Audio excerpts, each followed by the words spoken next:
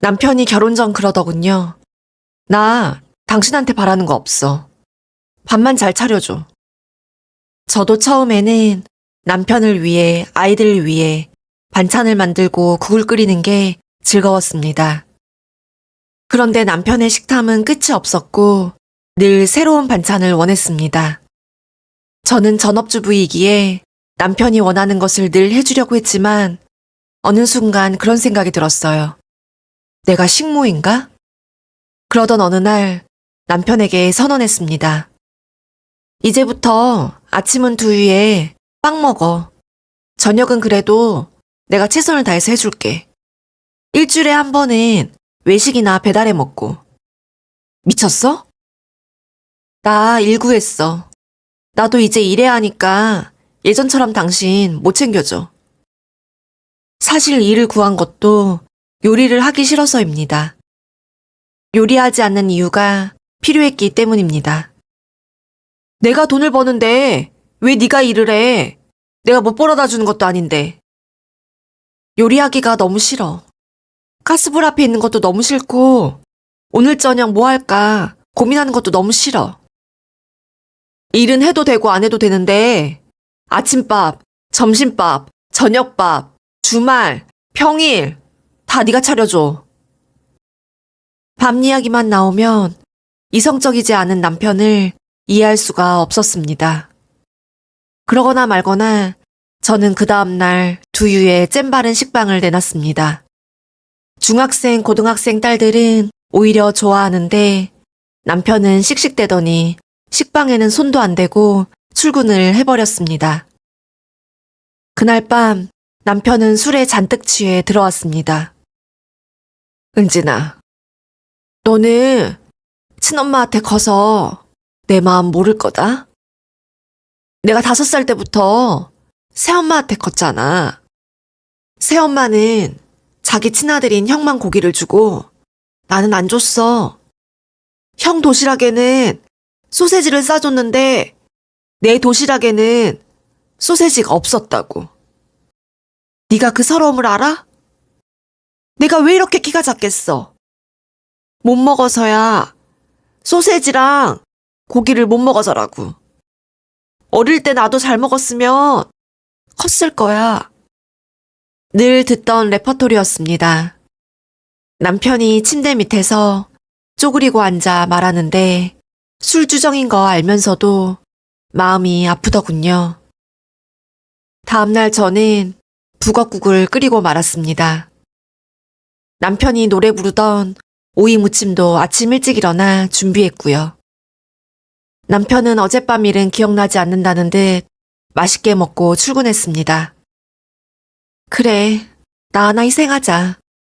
이런 마음이 들었습니다. 그런데 제 의지와는 달리 체력이 안 받쳐주더군요. 나이 먹고 일한다는 게 점점 힘이 붙였습니다. 몸이 점점 아프기 시작하더니 퇴근 후 침대에 누워 끙끙 앓았습니다. 남편이 퇴근을 하고 방으로 들어와서는 밥은? 나 아파. 냉장고에서 아무거나 꺼내 먹어. 시켜 먹던가. 남편은 말없이 거실로 갔습니다. 잠시 후 돌아와서는 다 어제 먹던 반찬이잖아. 새로 안 했어? 그리고 밥통에 밥도 없는데? 나 아프다고. 아니 그러니까 나 뭐 먹으라고. 분노는 사람을 일으키더군요. 침대에서 일어나 앉아 남편을 쏘아보았습니다. 당신이 사람이야? 나 아프다고. 그거 다 변명인 거 알지? 뭐? 새엄마는 자기가 아파도 친형 도시락은 싸주더라? 내 도시락은 안 싸주면서? 언제까지 새엄마 이야기할 거야? 당신 나이가 지금 50이 넘었어. 됐고, 빨리 밥 차려. 나 배고파. 당신 이렇게 아프면서도 애들 들어오면 애들 밥은 차려줄 거잖아. 그건 또 맞는 말이었습니다. 애들은 제가 아파도 챙겨줘야 합니다. 제 새끼들이니까요. 애들은 지금 성장 중에 있고 공부도 해야 하니 잘 먹어야지요. 말이 되는 소리를 해. 애들이랑 당신이랑 같아? 저는 힘이 빠져 이불을 끌어안고 다시 침대에 누웠습니다. 그러자 남편이 이불을 걷어올리더니 저를 힘으로 일으키려고 했습니다. 왜 이래? 밥 차리라고. 당신 미쳤어? 남편을 밀치자 남편이 화장대 유리에 부딪혔습니다. 그 바람에 화장대에 있던 화장품들이 바닥에 우당탕 떨어졌습니다. 지금 밥 차릴래? 아니면 이혼할래? 뭐? 지금 밥 안 차릴 거면 나 너랑 이혼해. 어이가 없더군요. 저도 물러설 수 없었습니다. 이혼하자 그럼. 이혼해. 남편이 저를 가만히 보더군요. 무슨 말을 할지 두렵기도 했습니다. 너도 똑같아. 남편은 알 수 없는 말을 내뱉고는 방을 나갔습니다. 그 다음날 푹 쉬어서 그런가 몸은 많이 가뿐해졌습니다. 그럼에도 저는 아침밥을 하지 않았어요. 애들은 빵을 먹고 나갔고 남편은 손도 안 대고 나갔습니다. 함부로 이혼 이야기를 꺼낸 남편이 미워 저녁도 준비하지 않았습니다. 학원 다녀온 아이들은 마라탕이 먹고 싶다고 해 배달시켜 주었고요. 며칠 후 남편은 저에게 이혼 서류를 내밀었습니다. 그야말로 황당하더군요. 저도 물러설 수 없었기에 이혼 서류를 작성해 주었습니다. 남편 버르장머리를 고쳐야만 했습니다. 그런데 시간이 지날수록 두려웠습니다. 제가 물러서지 않으면 남편과 이혼할 것만 같았어요. 저는 가정을 깰 생각이 없었고 둘째가 아직 중학생이었습니다. 아이들이 성인이 될 때까지는, 아니, 성인이 되어서도 저는 이 가정을 깰 생각이 없었어요. 그러나 어느새 저와 남편은 가정법원 상담실에 있었습니다. 조사관이 물었습니다. 두 분 협의 이혼 신청하신 거 맞으시죠? 네. 남편이 망설이지 않고 대답했습니다. 저도 하는 수 없이 네 라고 대답했습니다. 이혼에 대한 의사가 확실하십니까? 강요받거나 충동적으로 오신 건 아니시죠? 네, 합의했습니다. 남편이 단호하게 말했습니다. 저는 이 이혼 추진이 충동적이라고 생각했지만 네, 합의했어요. 라고 대답했습니다. 자녀가 두 분 있으시네요? 아이 양육은 누가 맡기로 하셨습니까? 제가 키우기로 했어요. 제 말에 조사관이 말했습니다. 남편분도 동의하십니까? 네, 동의합니다. 양육비는 어떻게 정하셨습니까? 아이들이 20살 될 때까지 한 명당 50만 원씩 지급하기로 했습니다. 남편은 굉장히 이성적으로 대답했습니다. 저는 점점 두려워졌어요. 이 상황은 제가 원하던 상황이 아니었습니다. 협의 이혼이라 이혼 사유를 자세히 말씀하실 필요는 없습니다. 그런데 간단히 말씀해 주실 수는 있으시겠습니까? 이 사람이 더 이상 제 밥을 안 차려준답니다. 남편의 말에 조사관이 당황하는 눈치였습니다. 그렇죠. 정상적인 인간이라면 아내가 밥을 안 해준다는 이유로 이혼을 하지는 않을 겁니다. 저는 조사관이 남편을 설득해주기를 기대했습니다. 그것 때문에 이혼을 결정하신 건가요? 아니면 그 외에 지속적인 갈등이 있었는지요? 결혼 생활은 대체로 만족했습니다.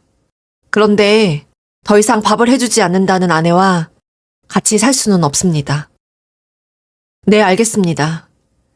이혼 사유의 구체적인 옳고 그름을 여기서 판단하지는 않습니다.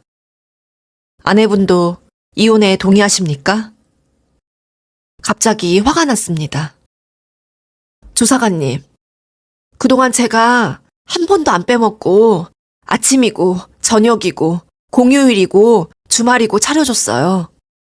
이제 저도 나이가 먹고 일도 해서 밥을 못 차리겠다는 건데 그걸로 이혼하자는 게 말이 된다고 생각하세요? 그것도 제가 저녁은 차려주겠다고 했어요. 그러면 아내분은 이혼에 동의하지 않으시는 겁니까? 저는 이혼 못해요. 아니, 안 합니다. 앞만 바라보고 있던 남편이 당황했는지 그제야 저를 바라보더군요. 당신 이혼할 거라고 했잖아. 내 말 못 들었어? 나 이혼 안 해. 협의 이혼은 두 분의 의사가 모두 일치해야 진행됩니다. 한 분이라도 동의하지 않으면 더 이상 절차를 진행할 수 없어요. 협의 이혼 진행은 불가능합니다. 가정법원에서 나오자 남편이 따라 나와 묻더군요. 기어코 재판으로 가자는 거야?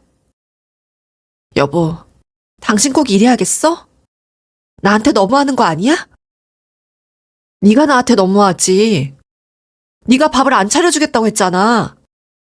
그럼 지금까지 나랑 산 게 내가 당신 밥 차려줘서 산 거였어? 당연한 거 아니야? 배신감이 이루 말할 수 없었습니다. 그러나 자존심을 내려놔야만 했습니다. 저는 이혼을 하고 싶지 않았거든요. 다시 남편의 아침도 저녁도 주말 식사도 다 챙겨주려고 마음먹었습니다. 그렇게 해서 이 가정을 지킬 수만 있다면 제 몸을 희생하기로 했어요. 남편의 퇴근 시간에 맞춰 남편이 좋아하는 추어탕을 끓였습니다. 남편이 퇴근 시간이 넘어 집에 들어왔습니다. 당신 좋아하는 추어탕 끓였어. 먹어. 내가 이제부터 다시 당신 밥 잘 챙겨줄게. 밥 먹고 왔어. 제가 끓여주는 추어탕이라면 환장하던 남편이 그냥 안방으로 들어갔습니다. 따라 들어갔어요. 기어코 이혼을 하겠다는 거야? 애들 아직도 고등학생, 중학생인데? 당신 혹시 여자 있는 거야? 뭐? 여자가 있으니까 말도 안 되는 이유로 나랑 이혼하려고 이러는 거 아니야? 말도 안 되는 이유? 네가 밥을 안 차려주는 게 말도 안 되는 이유야? 여보, 나도 이제 갱년기야. 나도 부엌대기로만 살고 싶지 않고 몸도 예전 같지 않아. 다 이유가 있지. 새엄마도 형 밥을 더 챙겨줄 때마다 다 이유가 있었어. 네 형은 운동하니까 더 먹어야 된다. 네 형은 장남이니까 더 먹어야 된다. 네 형은 너보다 키가 크니까 잘 먹어야 한다. 여보, 나는 당신 엄마가 아니야. 나는 당신 아내지. 당신 엄마가 아니라고. 나도 네 아빠 아니야. 뭐? 나도 당신 아빠 아닌데 그동안 당신 먹여 살렸잖아. 나는 당신한테 원한 게 딱 하나였어. 밥. 근데 그걸 못 해준다니까. 이제 당신이랑 살 이유가 없지. 그 밥 내가 해준다고. 당신 죽을 때까지 내가 해준다고. 내가 갱년기든 말든 내 몸이 부서지든 안 부서지든 당신 밥 해주겠다고. 이렇게 해서라도 저는 가정을 지키고 싶었습니다. 새엄마가 어느 날 내 도시락에 형이랑 똑같이 소세지를 싸준 거야. 얼마나 기뻤는 줄 알아? 드디어 형이랑 똑같은 사랑을 받는구나. 그런 생각까지 들더라. 근데 알고 보니까 아버지가 새엄마 도시락 싸는 걸 보고 있었다고 하더라고. 그래서 그날 내 도시락에 소세지가 있었던 거고. 그 다음 날부터 나 새엄마가 싸준 도시락 안 먹었어. 나 당신이 기꺼이 내 밥을 차려주길 원하는 거지. 이혼이 무서워서 차려주길 원했던 거 아니야. 밥은 나도 사 먹을 수 있어. 막말로 햇반 돌려서 나도 먹을 수 있다고. 남편의 마음을 돌리려고 애썼지만 남편의 다친 마음은 열리지 않았습니다. 찬바람이 부는 남편의 말투, 눈빛이 참기 힘들었습니다. 아이들이 마음에 걸렸으나 결국 협의 이혼으로 이혼을 했습니다. 협의 이혼하기 전에 남편의 새엄마, 그러니까 시어머니가 저에게 전화를 하셔서 묻더군요. 니들 이혼한다고 들었다. 그래, 이혼 사유가 뭔데? 갑자기 이 모든 게 시어머니 때문인 것 같았습니다. 어머니, 영진이 아빠 도시락에 왜 소세지 안 싸주셨어요? 뭐? 아주버님 도시락에는 소세지 싸주셨잖아요. 영진이 아빠 도시락에는 소세지 왜 안 싸주셨어요? 나는 그런 적 없다.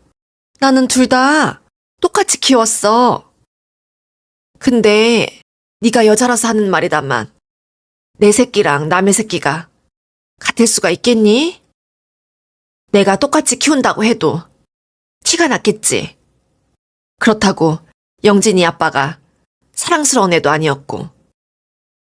뭐 네가 이혼한다니까 내가 할 말은 없다만 영진이 아빠랑 사느라 고생이 많았어. 걔가 어릴 때부터 싹수가 없었다. 이혼하고 자유롭게 살아.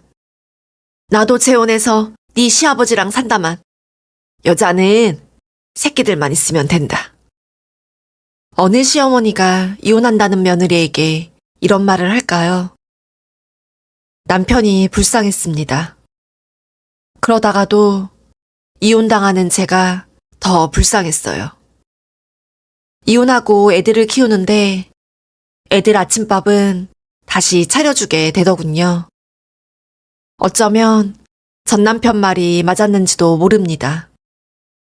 전남편 밥을 차려줄 만큼 안 사랑했는지도 모르겠습니다. 구독자 여러분, 오늘 사연 어떻게 들으셨나요? 아내가 밥을 차려준다는 게 남자들에게 그렇게 큰 의미인가요? 여러분은 밥 안 차려준다는 이유로 이혼한다는 이 남자분이 이해가 가시나요? 여러분의 생각을 댓글로 남겨주세요.